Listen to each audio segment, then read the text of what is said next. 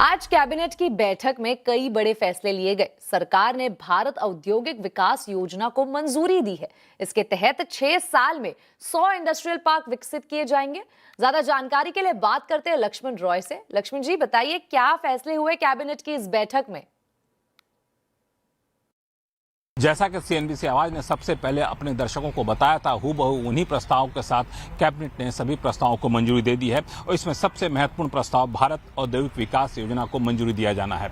इस भारत औद्योगिक विकास योजना के तहत प्लग एंड प्ले मॉडल के तहत इन्वेस्टमेंट रेडी इंडस्ट्रियल पार्क बनाए जाएंगे। इंडस्ट्रियल पार्क जहां पे इंडस्ट्री तुरंत लगाई जा सके, बुनियादी सुविधाएं वहां पे पहले से मौजूद होंगी और इस पर सरकार करीब 33,660 करोड़ रुपए खर्च करेगी। और ऐसे एक दो नहीं बल्कि 100 इंडस्ट्रियल पार्क बनाए जाएंगे और एक इंडस्ट्रियल पार्क का जो क्षेत्रफल होगा वो कम से कम 100 एकड़ में इंडस्ट्रियल पार्क का होना चाहिए। नॉर्थ ईस्ट है तो वहां पे 25 एकड़ की शर्त रखी गई है और पर एकड़ 1 करोड़ रुपए सरकार जो यहाँ पे ये सपोर्ट के तौर पर देगी। और ये स्कीम जो है 2026-27 से लेकर के 2031-32 तक के लिए बनाई गई है और सरकार का मानना है कि इससे सीधे तौर पर 15 लाख रोजगार के नए मौके पैदा होंगे।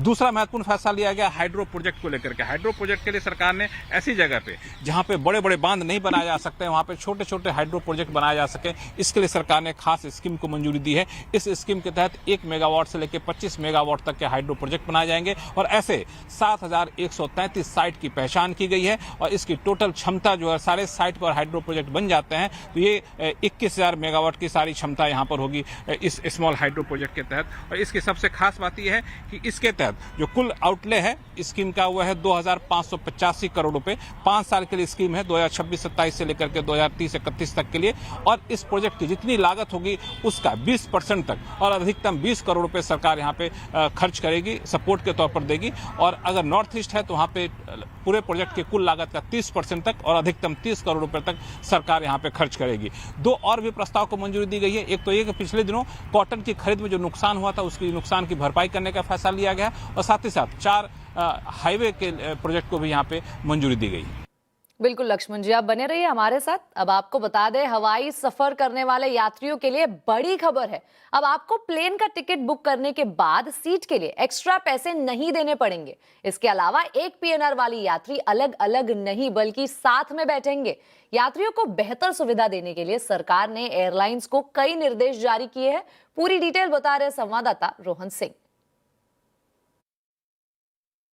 जी, बड़े रिफॉर्म्स की घोषणा की है मिनिस्ट्री ऑफ सिविल एविएशन ने, डीजीसीए ने, पैसेंजर राइट्स के लिए, पैसेंजर कन्वीनियंस के लिए। और जो सबसे बड़ा रिफॉर्म है जिसका काफ़ी इंतज़ार भी हो रहा था वो है सीट सिलेक्शन के नाम पे जो मनमानी चलती है, जो कि एयरलाइंस एक्स्ट्रा आपसे फ़ीस वसूलती हैं। आप वेब चेकिंग करने जाओ तो किसी भी सीट को आप सेलेक्ट करो तो उसके लिए आपको लगभग एडिशनल चार्ज देना ही पड़ता है। बहुत कम ऐसी सीटें होती हैं किसी भी फ्लाइट में जो पूरी तरह से फ्री रहती हैं। तो इस नए गाइडलाइन में ये कहा गया है कि करीब 60% सीटें हर फ्लाइट में ऐसी होंगी जो कि फ्री होंगी, जिन पर सीट सिलेक्शन के लिए किसी भी तरह का एडिशनल चार्ज नहीं देना पड़ेगा, चाहे वो विंडो सीट के लिए हो या फिर एक्स्ट्रा लेग स्पेस के लिए हो।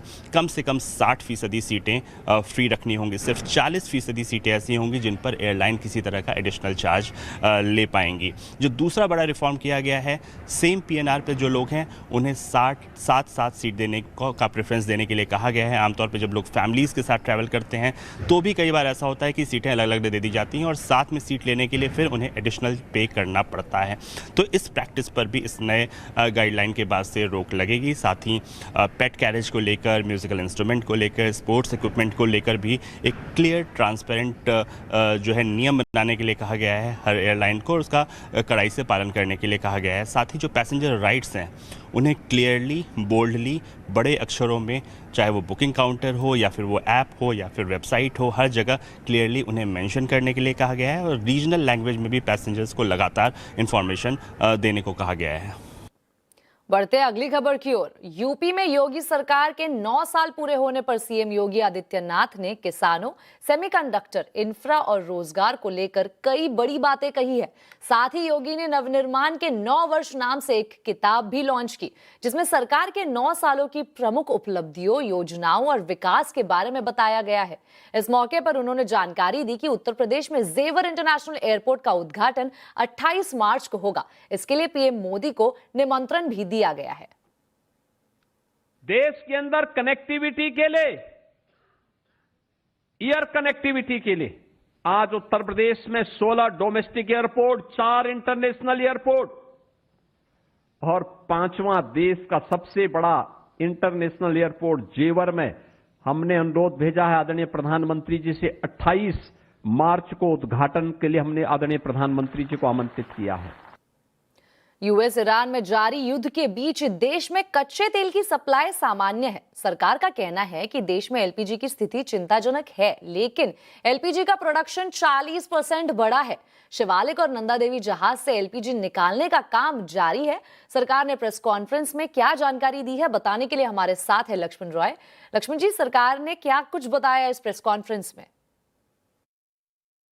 देखिए, यहाँ पे सबकी निगाहें इस बात पर टिकी हैं कि एलपीजी की सप्लाई कब दुरुस्त होगी। तो सरकार ने साफ एक तौर से एक बार फिर से दोहराया है कि एलपीजी की स्थिति चिंताजनक बनी हुई है, लेकिन आपके घरों में, रसोई में एलपीजी की किल्लत ना हो, इसके पुख्ता इंतजाम किए जा रहे हैं। और धीरे धीरे होटल, रेस्टोरेंट जैसे एलपीजी जो इस्तेमाल करते थे, कमर्शियल एलपीजी के सिलेंडर, उनकी शर्तों में भी, सख्ती में भी ढील यहाँ पे दी जा रही है। तो ये सरकार ने साफ तौर से कहा। लेकिन एक और महत्वपूर्ण बात सरकार ने कहा है कि उनकी कोशिश है कि कमर्शियल एलपीजी के इस्तेमाल करने वाले लोगों तक अगर पीएनजी की सुविधा पहुंच सकती है तो जल्द से जल्द पीएनजी की सुविधा पहुंचाई जाए। और इसके लिए सरकार ने विशेष प्रोत्साहन योजना भी शुरू किया है। जिन जिन राज्यों में पीएनजी के कनेक्शन जल्द पहुंचाए जाएंगे, योजना दी जाएगी, मंजूरी दी जाएगी, तो उन राज्यों को प्रोत्साहन के तौर पे तात्कालिक कमर्शियल एलपीजी का लोकेशन 10% तक बढ़ाया जा सकता है। अलग अलग क्षेत्र के अलग अलग यहाँ पे प्रस्ताव को मंजूरी दी गई है। एक और महत्वपूर्ण बात कि सरकार ने साफ तौर से दोहराया है कि घरेलू पीएनजी और सीएनजी के लिए 100% सप्लाई सुनिश्चित है। यहाँ पे कहीं कोई दिक्कत यहाँ नहीं हो रही है। और एक और चीज,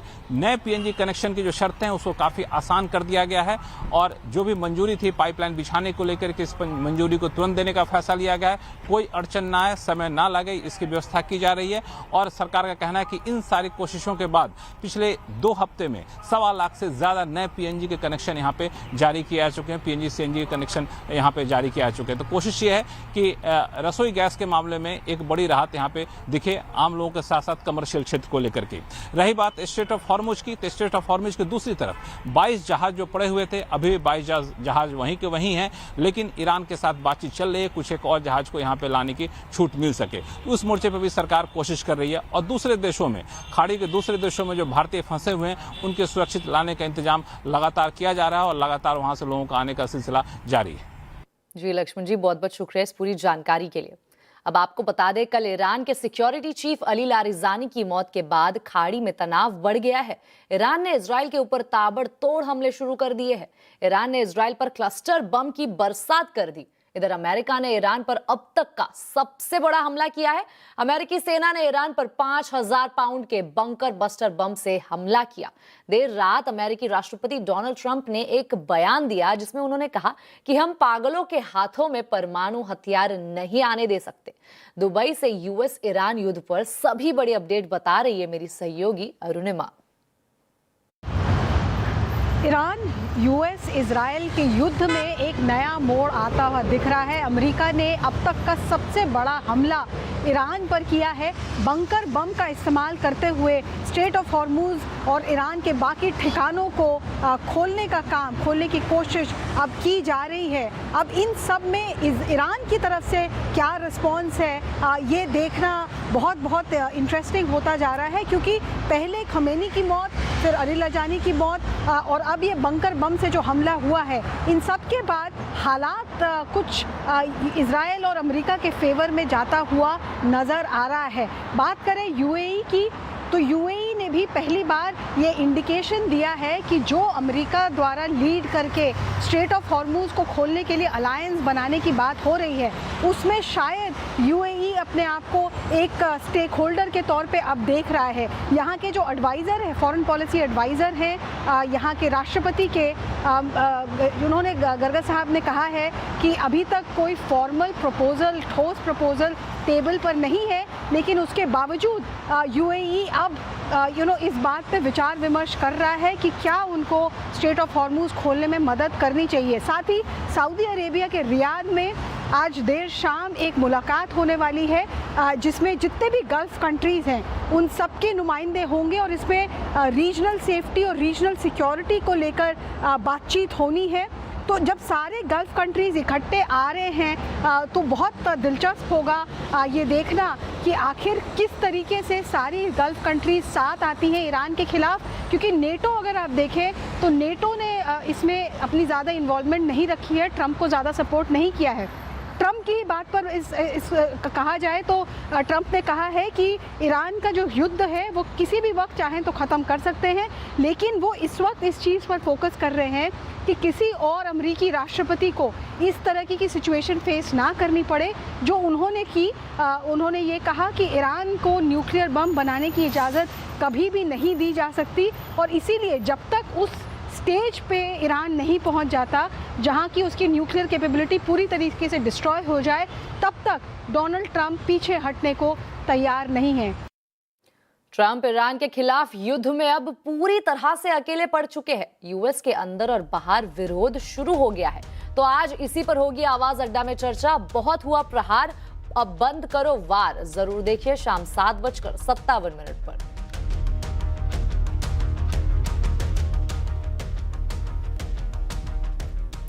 अब एक नजर आज के बाजार के हाल पर। ग्लोबल तनाव के बीच बाजार ने तेजी की हैट्रिक लगाई। सेंसेक्स 50 अच्छी बढ़त के साथ बंद हुए। आज के बाजार में आईटी, रियल्टी, ऑटो शेयरों में तूफानी तेजी दिखी है।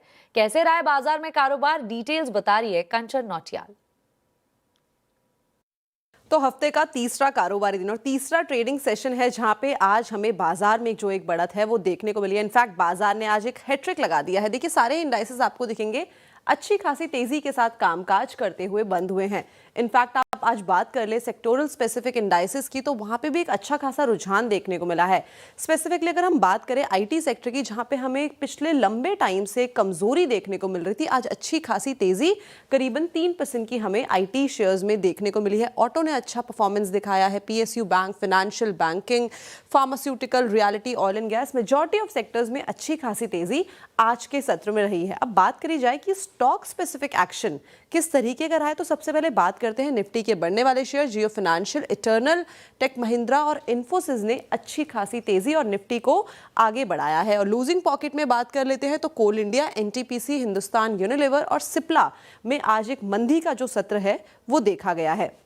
इसके अलावा जैसे कि मैं मेंशन कर रही थी आईटी शेयर्स में देखिए क्या शानदार रुझान आज देखा गया है। कोफोर्ज में करीबन 6.25% की तेजी देखने को मिली है। पर्सिस्टेंट सिस्टम, टेक महिंद्रा और इन्फोसिस ने भी पूरे के पूरे आईटी पैक को अच्छा खासा एक सपोर्ट दिया है। इसके अलावा रियलिटी स्पेस में भी अच्छा खासा रुझान आज के सत्र में देखा गया है। रेमंड में, ब्रिगेड एंटरप्राइजेज में, प्रेस्टीज एस्टेट में और साथ ही साथ गोदरेज प्रॉपर्टीज में भी अच्छी खासी तेजी जो है आज के सत्र में देखने को मिली है। इनफैक्ट अगर रुपया की बात करें तो वो भी अपने रिकॉर्ड लो में आज जाके क्लोज हुआ है। तो ऑल इन ऑल बाजार ने एक अच्छा खासा जो पूरा का पूरा सेशन है वो दिखाया है एंड होप सो आने वाले ट्रेडिंग सेशन भी कुछ इसी तरीके के हों। बाजार में घबराकर निकलने की बजाय बने रहना चाहिए, ये कहना है फर्स्ट ग्लोबल की चेयरपर्सन और एमडी देवीना मेहरा का। सीएनबीसी आवाज से खास बातचीत में देवीना मेहरा ने निवेशकों को लॉन्ग टर्म पर फोकस करने की सलाह दी है। एग्जैक्ट बॉटम कहां पर होगा और कितने दिन में होगा, कितने हफ्ते लगेंगे या कितने महीने लगेंगे, लेकिन मुझे ऐसा कोई भी कारण नजर नहीं आता कि आपको मार्केट से निकल जाना चाहिए या एसआईपी रोक देना चाहिए। ये जरूर है कि आप देखिए एक बार कि कौन से स्टॉक्स आपके पास हैं, कौन से सेक्टर हैं, उसमें बदलाव करने की जरूरत हो सकती है। लेकिन जो भी आपका इक्विटी एलोकेशन है उसमें मेरे हिसाब से निवेशित रहना चाहिए। और जो चेतावनी मैं हर बार देती हूँ कि कभी भी आपका 100% पैसा या 90% पैसा इक्विटी बाजारों में नहीं होना चाहिए। इक्विटी में आप वही पैसा लगाइए जिसको आपको कम से कम 7-8 साल हाथ लगाने की जरूरत नहीं हो। बढ़ते अगली खबर की ओर। जैसे जैसे गर्मी बढ़ रही है, कंपनियां एसी के दाम भी बढ़ा रही है। डाइकिन अप्रैल से फिर एसी के दाम बढ़ाने जा रही है। कंपनी के सीएमडी कमलजीत जावा का कहना है कि खाड़ी में युद्ध के चलते कुछ रॉ मटेरियल्स के दाम बढ़े हैं, जिसकी वजह से दाम बढ़ाने पड़ रहे हैं। टेक्नोलॉजी की वजह से एसी अगर जो 50,000 का बिकता था 10 साल पहले, शायद आज 35,000 का बिक रहा है। बट यस, कुछ एक ऐसे जो हैं कंपोनेंट्स, जिनके कंपोनेंट्स की वजह से, डॉलर की वजह से, आज जो करंट सिचुएशन है मार्केट का, उसकी वजह से प्राइस तो ऊपर जाएगा। Anywhere between 5% to 12% price increase is likely to go up under current circumstances. Daikin has increased about 5 to 8%, and further it is going to increase another 3 to 4% from 1st of April.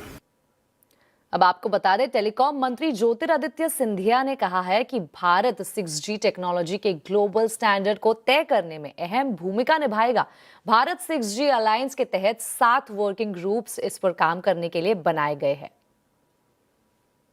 So we have a commitment that our Bharat 6G Alliance will work steadfastly across its 7 working groups that have been set up to be able to ensure India's participation in the setting of standards on the 6G table. इसी के साथ आवाज समाचार में वक्त हो चुका है एक छोटे से ब्रेक का। खबरें आगे और भी है, बने रहिए हमारे साथ।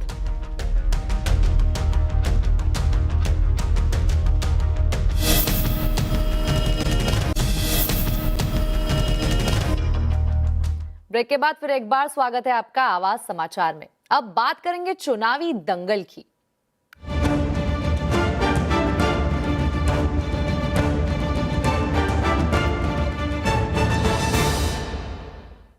असम विधानसभा चुनाव से पहले कांग्रेस को बड़ा झटका लगा है। कांग्रेस के वरिष्ठ नेता प्रद्युत बोरदोलोई ने अब बीजेपी ज्वाइन कर ली। असम के मुख्यमंत्री हेमंता बिस्वा शर्मा ने प्रद्युत बोरदोलोई को बीजेपी ज्वाइन कराई। इस मौके पर मुख्यमंत्री शर्मा ने कहा कि कांग्रेस के जो भी अच्छे लीडर हैं, हम उन्हें बीजेपी में लाना चाहते हैं। आज राज्यसभा में अप्रैल में विदा होने वाले सदस्यों को विदाई दी गई। हाल ही में राज्यसभा के 37 सीटों पर नए सदस्यों का चुनाव भी संपन्न हुआ। प्रधानमंत्री नरेंद्र मोदी ने विदा होने वाले सांसदों को संबोधित किया। सदस्यों को उनके योगदान के लिए धन्यवाद देते हुए कहा कि सदन में सदस्यों ने बहसों, असहमतियों और सहयोग की यात्रा साझा की है। उन्होंने राजनीति से ऊपर उठकर एकजुटता पर जोर देते हुए कहा कि ऐसे अवसर सभी नेताओं के बीच एक साझा भावना पैदा करते हैं। उन्होंने कहा कि राजनीति किसी कार्यकाल के साथ समाप्त नहीं होती। उन्होंने सदस्यों को अलग अलग क्षमताओं में समाज की सेवा जारी रखने के लिए प्रोत्साहित करते हुए कहा कि राजनीति में कोई पूर्ण विराम नहीं होता। कुछ फिर से आने के लिए विदाई ले रहे हैं और कुछ विदाई के बाद यहाँ का अनुभव लेकर के समाज जीवन में कुछ न कुछ विशेष योगदान के लिए जा रहे हैं। जो जा रहे हैं लेकिन आने वाले नहीं हैं, उनको भी मैं कहना चाहूंगा कि राजनीति में कोई फुल स्टॉप नहीं होता है। भविष्य आपका भी इंतजार कर रहा है और आपका अनुभव, आपका योगदान राष्ट्र जीवन में हमेशा हमेशा बना रहेगा।